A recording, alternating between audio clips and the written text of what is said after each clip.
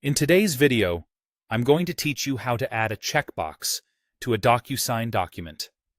Whether you're a seasoned DocuSign user or you're just getting started, this is a handy skill that can enhance the interactivity of your documents.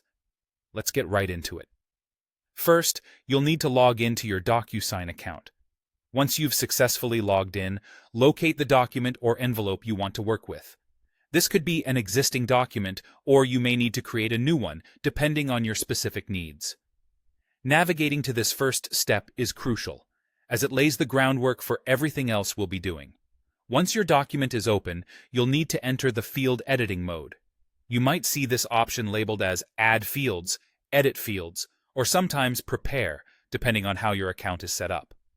This mode allows you to place and customize various form fields throughout the document, making it the perfect place to add our checkbox. Now that you're in the right mode, take a glance at the left panel of your screen. Here, you'll find a list of all the available field types that you can add to your document. Scan through these options until you find the checkbox field. Sometimes, it might simply be labeled as checkbox, so keep an eye out for both terms. Once you've located the checkbox field, the next step is to drag it over to the appropriate spot on your document. This is where you want your signer to actually fill in the checkbox. Take your time and ensure that the checkbox is placed precisely where it should be in the context of your document. Accuracy here not only ensures that your document is easy to understand and complete, but it also reflects a professional level of attention to detail. After you've positioned the checkbox, it's important to take a moment to review your placements. Make sure everything looks just as you want it to.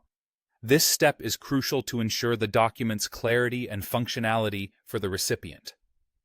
A misplaced checkbox can lead to confusion, so double-checking your work is always a good practice.